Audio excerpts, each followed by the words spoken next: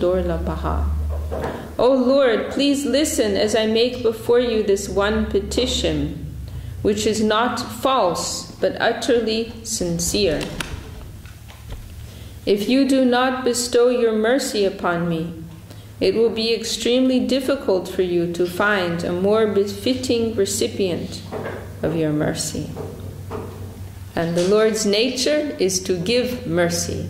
So therefore, your mercy should be given to where it is really needed. So who is more in need of that than myself? What's that? What is that verse? I can't remember.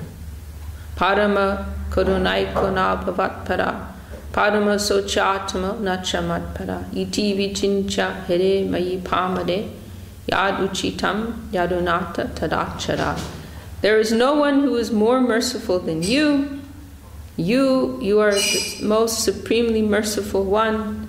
And simultaneously, there's no one who is more fallen than I. There's no one who is more lamentable and more of a lamentable position than I. Considering this, my Lord, you do the needful.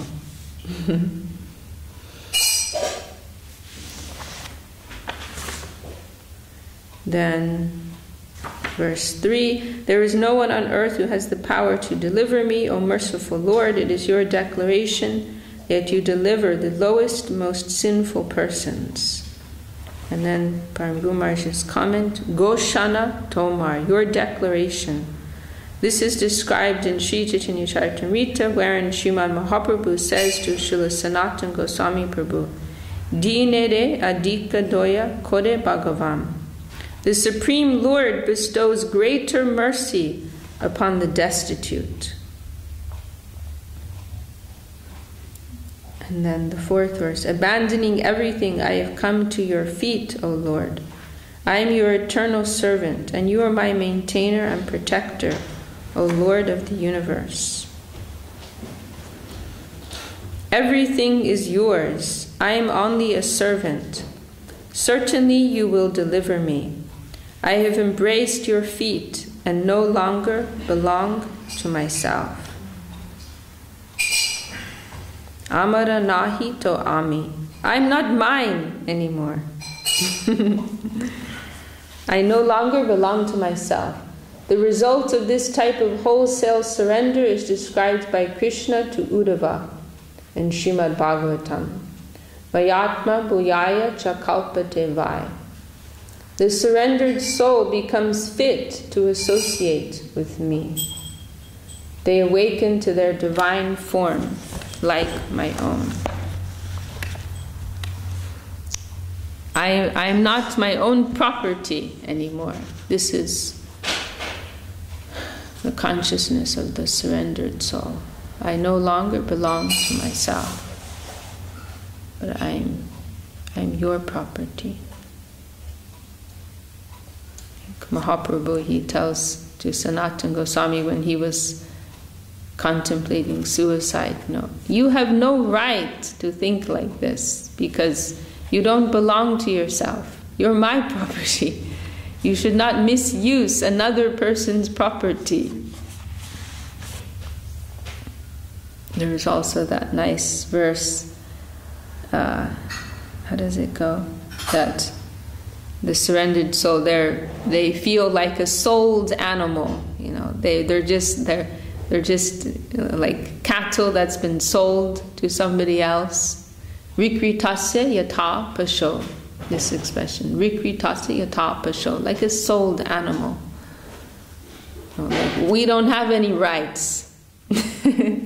We're wholesale given over. We have no say in anything anymore.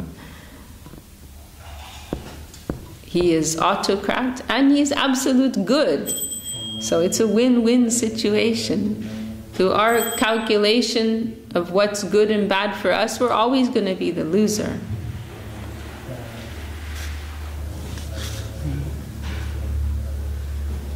And then the 6th verse. Crying, Bhakti Vinod has taken shelter at your feet, forgiving his offenses and granting him taste for your name. Please maintain him. And Param Guru Maharaj's comment, Komi aparad palana koro hitai, to forgive my offenses and to maintain me. And Param Guru Maharaj says, forgiving their offenses and granting them taste for the name is the Lord's maintenance of his devotees. Maintenance doesn't mean a roof over your head or a good paycheck at the end of the month. But this is real maintenance, this internal adjustment, internal situation, whereby offenses are forgiven and real taste, attraction for the name is developing. That is real maintenance, that is real grace. And this song is very nice. Just going through Ki Jani Ki Bole. The song is very nice. And Gurudev, he said how Srila Sridhar Maharaj put some emphasis on this song. And this song and also Emana Dormati. He said because Guru Maharaj wanted me to have some consciousness about what is my situation, what is my position. So this song is expressing this mood of wholesale dependence on the mercy of the Lord. And having no existence other than our connection with our Lord. So we pray, such a mood may enter our heart one day.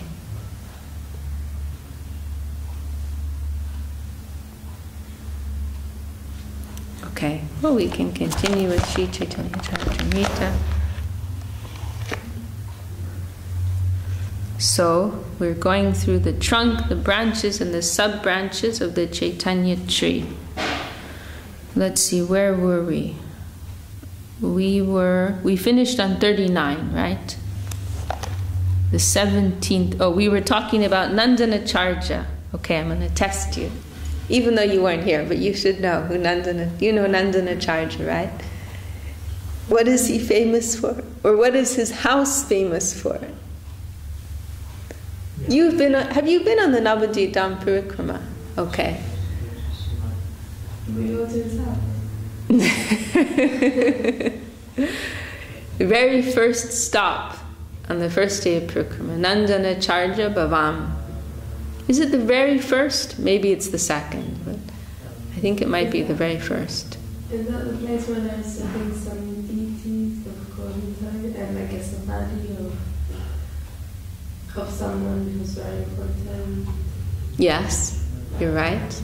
And I think there, I remember they sang a lot about meeting and yes, you're right. And there's one particularly special pastime which took place there. Oh, Mahaprabhu and Nityananda first met. Yes, very good. A+. Yes. Nityananda was hiding in his house. Yes, exactly, yes. Nityananda Prabhu, when he first came to Navadvip to meet with Mahaprabhu for the very first time, he hid there, wanting to test Mahaprabhu. And Mahaprabhu first, he had a dream that this great personality came with a chariot and with a flag, with the symbol of Baladev, a palm tree. So he sent out his devotees, find this person. They searched everywhere, couldn't find him. Then Mahaprabhu said, I will have to go myself. And he went there directly. And they met on the veranda there. And embraced in ecstasy, and they fainted. And there's in Chaitanya Bhagavat really beautiful description of that meeting. And then I think it's Mukunda. He chants one verse. He sings one verse from Bhagavatam, describing I think it's the Braja Gopis observing Krishna and Balaram as they're returning from the forest, or something like that, some verse like evoking that mood of Vrindavan and Krishna Balaram. So yes, so Nandanacharya, must be some confidential devotee, because there's that occasion, but there's also some other occasions. I don't know them. Is it the time? No, I'm not sure. But there's other occasions too. Janardhan Maharaj was mentioning when he was here, I think, that they used his house like as a hiding place. You know, it mentions here the two Prabhus sometimes hid in his house. So there was that occasion, some other occasions. So it must be some confidential devotee. So yes, so those deities of Gaur Nitai, they're established there. And it was the temple of Bhakti Saranga Goswami Maharaj. Very, major personality in the Gaudiya Math, and very dear, close friend of Srila Sridhar Maharaj. So that was his temple. By Srila Sridhar Maharaj's arrangement, Srila Sridhar Maharaj, he actually bought that place first, because he was really insisting, you should take charge here. And then he gave him the deed, and then Goswami Maharaj gave Srila Sridhar Maharaj the money back. So yeah, very, very special place for us. Yeah, like the example of the lion, they always give that example. Goswami Maharaj gave that example, the Simhavalokan. In our Navadvip Mat, they would have this Vishwa Vaishna Raja Sabha, and our Chaitanya Saraswat Mat, just after Gaur Purnima, right? And so all of these great, acharyas, preachers in the Gaudiya Mat, they would assemble in our mat, and Srila Sridhar Maharaj would always give Goswami Maharaj the presidential chair, and so on. This would happen every year. And then one year Goswami Maharaj, he made this very wonderful comment, and he used this expression, Simhavalokan, the glance of the lion. And he said, we are all, it's a perfect analogy, because we're told the lion, walks for some time, and then every now and again is looking behind to see, how far it's come, what terrain it has crossed, am I on the right track?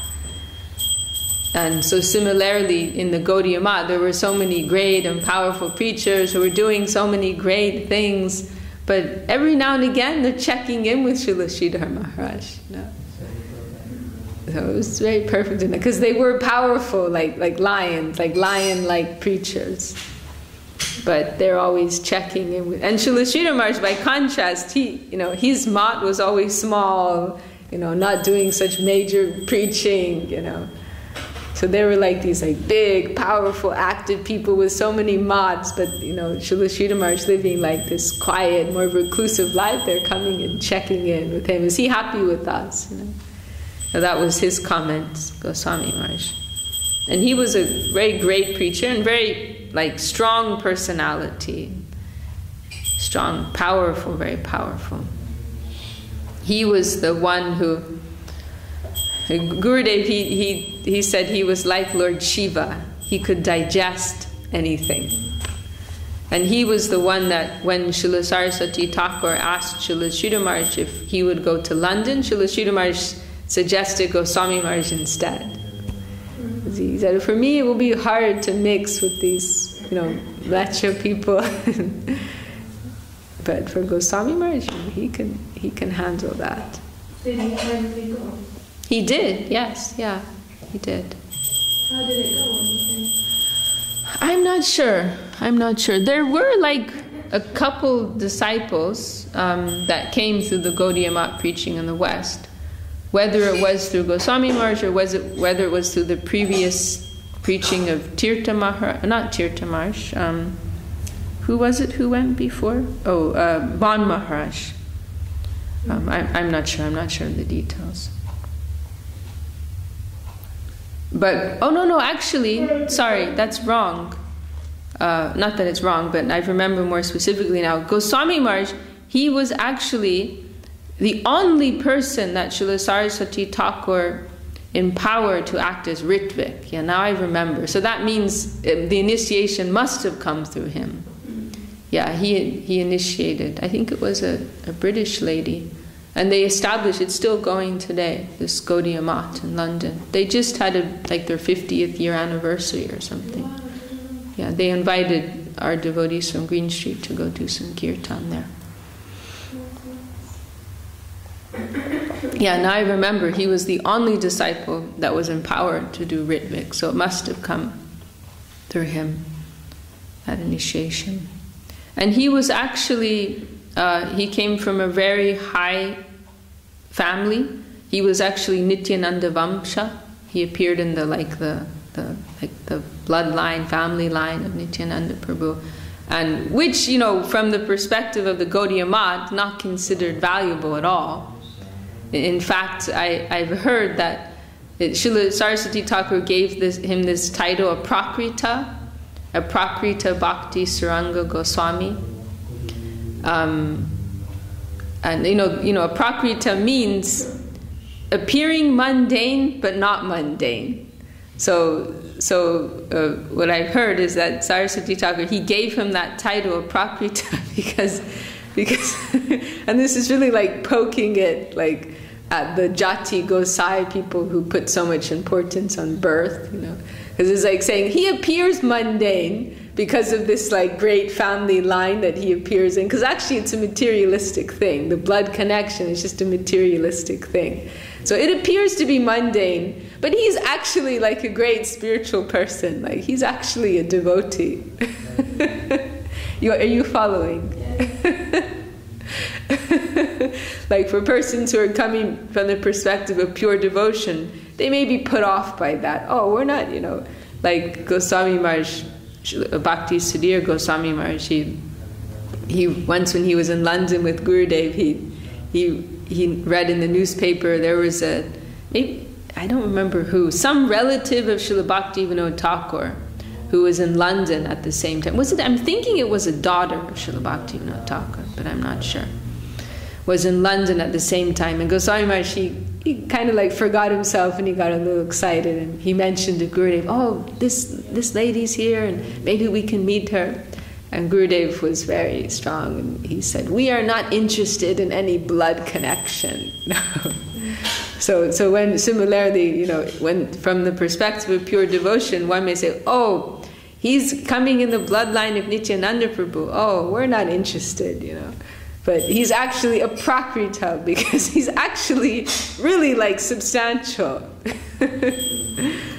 But anyway, because of that high position, although substantially speaking it doesn't count for anything, but because of that high position, he was able to do a lot to help the preaching of the Gaudiya Math. Because he, you know, Srila Saraswati Thakur, he came from a lower caste, you know, for those who are caste conscious. He was from the Kayasta caste. So, you know, there were many persons who couldn't quite accept that or appreciate, you know, how high and how dignified what it is that he was giving. But having a disciple like that, you know, who's like taking the foot dust of Srila Saraswati Thakur, like that really gave people some perspective. Oh, like we're thinking he's so high, and he's putting his head at the feet of this person, and this conception and this line of Sri Chaitanya Mahaprabhu, then they really had to like take it more seriously. And there were different instances when he used that to his advantage. Or you know, that was used. Like in Vrindavan, there was that occasion, and no doubt you've heard. It's mentioned in one of the books when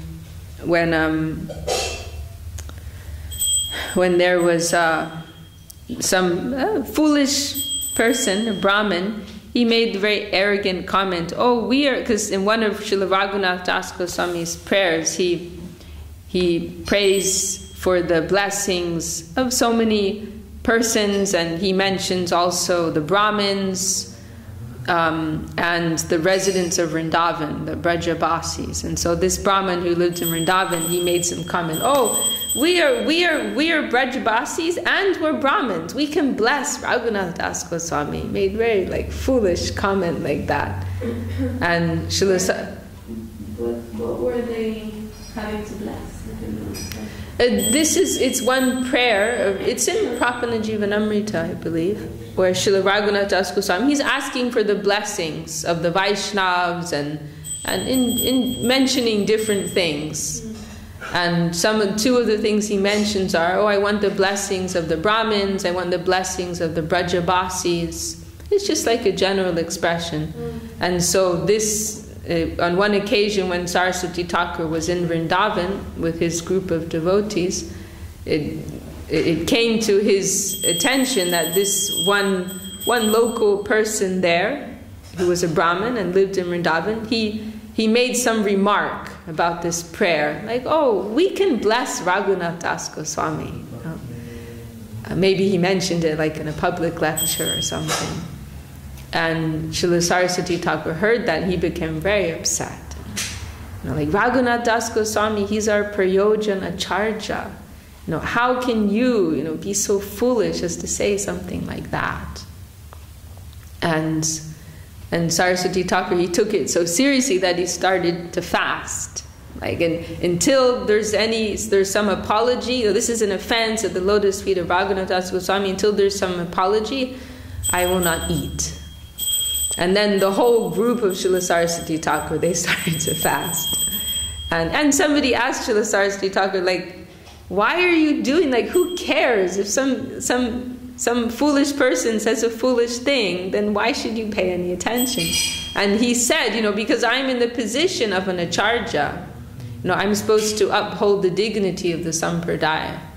And he said, if I was like living like a Babaji, just like quietly practicing my own bhajan, I would just leave rather than be in this environment where I have to hear such things. I would just go somewhere else. But like I have a position, I have a duty to represent them and to uphold their dignity. So I cannot tolerate that this remark will be allowed to pass without any correction. And so then it was actually Goswami Maharaj who went to this man, because Goswami Maharaj, he was Brahmin. Not only that, he's in the line of Nityananda Prabhu, so he's like from whatever this man thought was like valuable, Goswami Maharaj was all of that, times 100. So Goswami Maharaj went and explained to him this offense that he had made, represented his own position and how he had taken shelter of Saraswati Thakur. And then this man, he understood his mistake and he made an apology.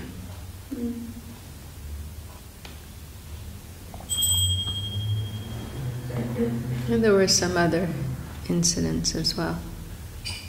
There was maybe it was an edition of Bhagavatam that was being published, and Goswami Maharaj was wanting to include a picture of Saraswati Thakur, and the person printing it, he made some objection that like the Bhagavatam is supposed to be the body of Krishna, and how can we put a picture of this person in here, Saraswati Thakur. And Goswami Maharaj, he, as I recall, he said to me like, no, I'm seeing my Guru Maharaj as Radharani, so she can be there, and also I know that you consider me to be worshipable, right? But I'm worshiping his foot dust, so he is qualified, his picture can be there. It was something like that. It's funny that even the printer has understanding, let's say, is concerned about that. I can't remember exactly who it was, but somebody had some objection like that. Yes.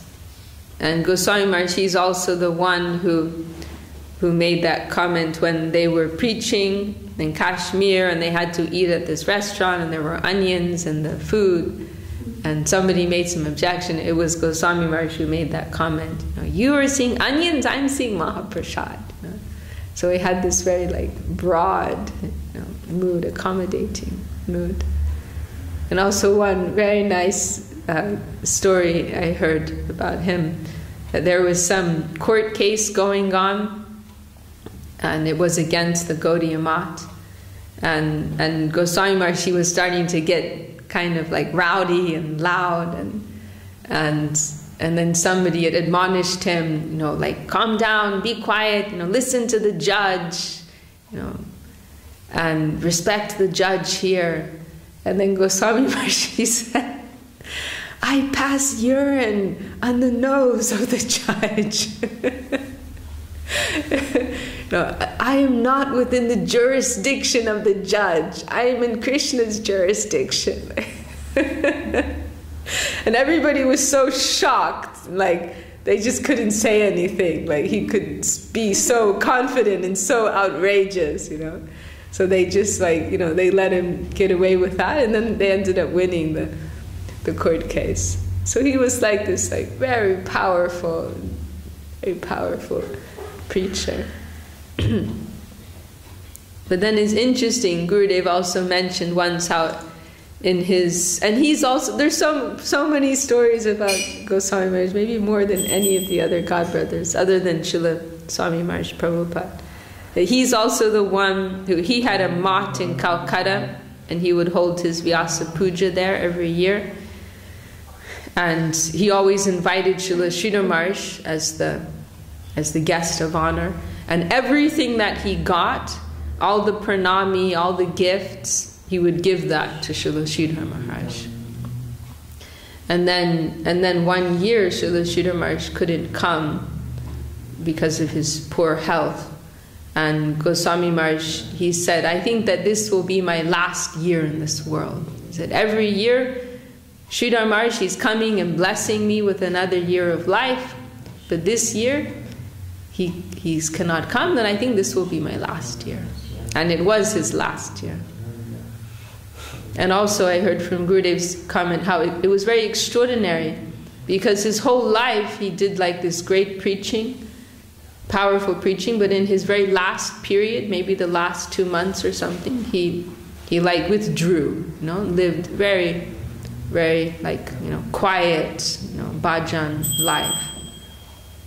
So he had that type of, it's not that he was attached, it showed he wasn't attached to this grand preaching and doing things big and so on and so forth, but he was doing that just for service, and he was internally detached.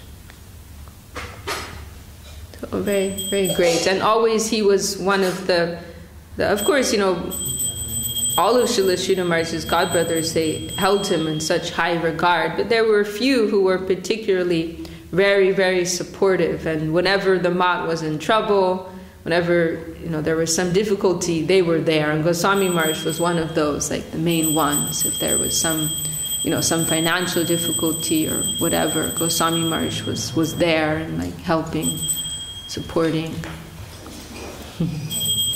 So very, very wonderful to remember his qualities. Well, maybe we'll just read a few verses of Chaitanya Charitamrita. We've been distracted. So Srila Sridhar Maharaj really wanted him to have the care of that mat, the Nandana Charja Bhavan. Okay. Read a little bit. Shrimakunda, so that was the 17th branch of the Chaitanya tree. Shrimakunda Datta Shaka Prabhur Samadhyai Jaha Kirtane Nache Chaitanya Gosai. Mukunda Datta, a class friend of Lord Chaitanya's, was another branch of the Chaitanya tree. Lord Chaitanya danced while he sang. So this is Mukunda, who is one of the closer associates of Mahaprabhu and known for his singing in particular.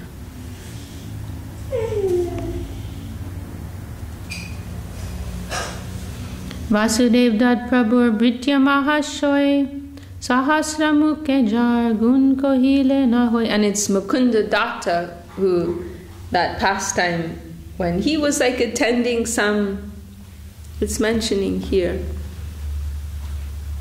it doesn't, I think it was some Sahajiya type of function that he attended, for the singing, because he liked to sing so much, and Mahaprabhu, he became upset, and he chastised him and excluded him from the the exclusive kirtan at Shiva Sangam.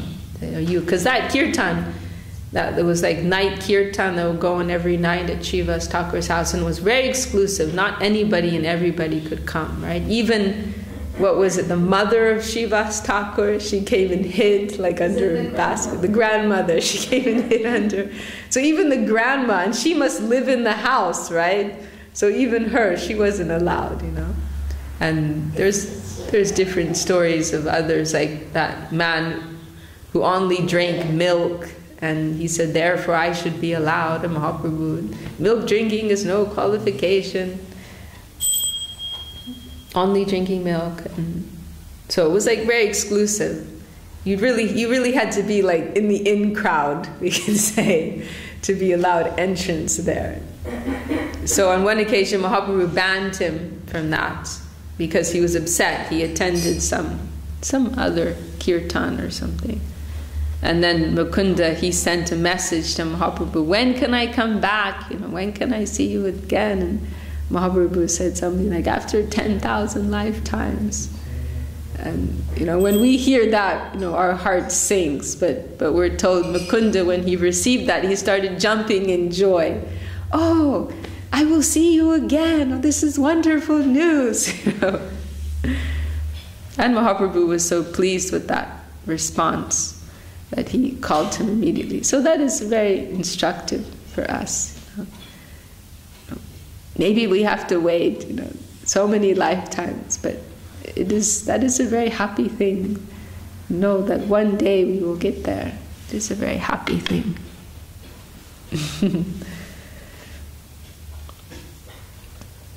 Vasudev Datta Prabhu Britya Mahashoy Sahasra Mukhe Jar Gun Kohile Na Hoy. Vasudev Dutt, the 19th branch of the Sri Chaitanya tree, was a great personality and a most confidential devotee of the Lord. One could not describe his qualities even with thousands of mouths. And Vasudev Dutt, he's the brother of Mukunda Dutt. I'm just going to read this a little from the purport. Vasudev Dutt stayed at Srivas Pandit's house, and in the Chaitanya Bhagavat it is described that Lord Chaitanya Mahaprabhu was so pleased with Vasudev Dutt and so affectionate toward him that he used to say, I am only Vasudev Dutt's man. My body is only meant to please Vasudev Dutt, and he can sell me anywhere. Thrice he vowed, so 3 times Mahaprabhu vowed that this was a fact, and that no one should disbelieve these statements. All my devotees, he said, I tell you the truth, my body is especially meant for Vasudev Dutt. And Vasudev Dutt, he's also the one who made that famous expression, that's coming up next, so I won't spoil it. Jagate jatek jiva tar papa loya, nadak punjite chahe jiva chariya. Vasudev Dutt Thakur wanted to suffer for the sinful activities of all the people of the world, so that Lord Chaitanya Mahaprabhu might deliver them. And that's described more in detail later in Chaitanya Charitamrita. And Saraswati Thakur has some comment how Vasudev Dutt is thousands of times more merciful than Jesus Christ, something like that. This was his prayer, that he could take on the suffering of all jivas so that they could be liberated, that they could attain Krishna Prema. This morning I was thinking about Bhaktivinoda Thakur's expression. He also makes an expression like that. We were singing this Shri Krishna Nam Sudakoriya Pan Judao Baka Tivinoda Pran. You know, satisfy the heart. Take the nectar of Krishna Nam and satisfy Bhakti Vinod. Like, please make me happy by drinking this nectar. With such earnestness he's saying this. And then in that last song of Sharanagati, the Mahatmya, Bhaktivinoda Thakur, he explicitly says this, that I want to let me suffer for all the offenses of all jivas so that they can get this. Such magnanimity of heart comes to these great souls. This is so wonderful. Let me die with all of everyone's offenses so that they can get this. That is my earnest prayer. Such magnanimity is in the hearts of these great souls.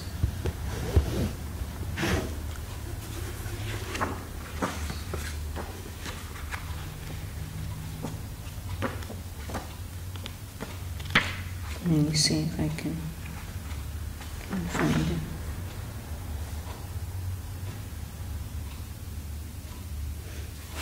Yeah. If I die removing all offenses to the name from the hearts of the jivas, I will be happy.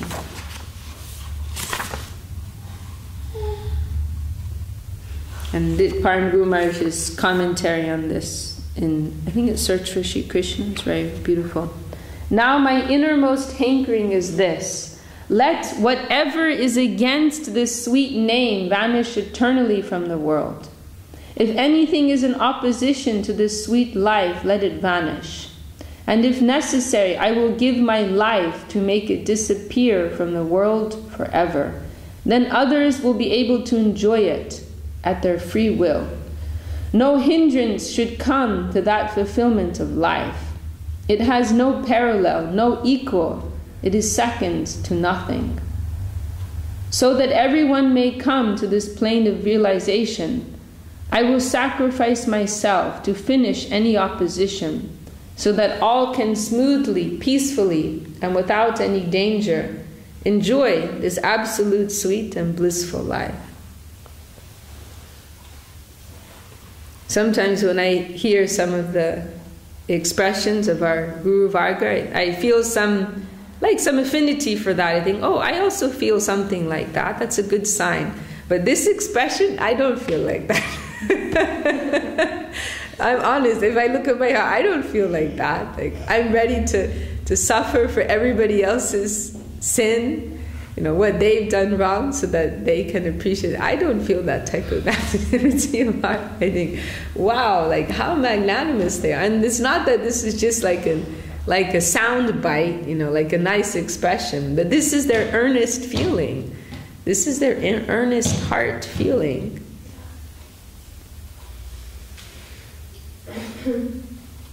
What about you, Subhajan? Do you feel like that?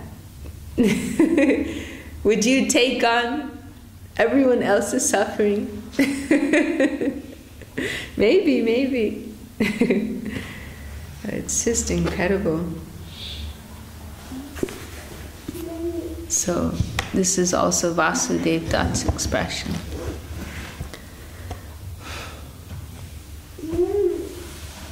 Okay, we'll just finish one or two more verses.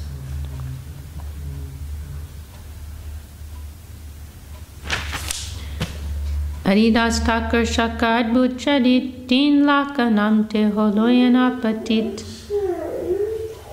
The 20th branch of the Chaitanya tree was Haridas Thakur. His character was wonderful. He used to chant the holy name of Krishna 300,000 times a day without fail. Okay, I'm going to stop there, because I'd like to hear Shama Sundari sing, and she might get taken away any moment.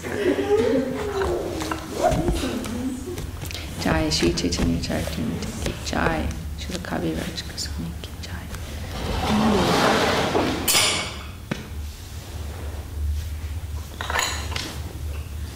Hari Haraya Nama Krishna Jadavaya Namaha. Hari Haraya Nama Krishna Jadavaya Namaha.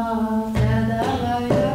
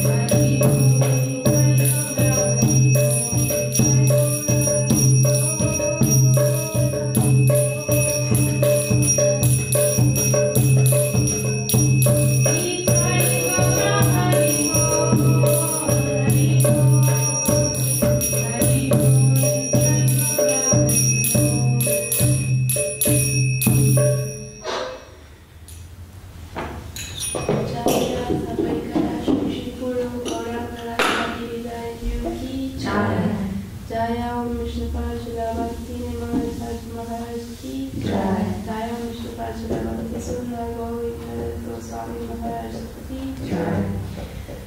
Jai Vishnu Bhakti Goswami Maharaj Ki Jai. Jai Vishnu Bhakti Goswami Ki Jai. Shri Rupa Guru Varga Ki Jai. All the world devotees Ki Jai.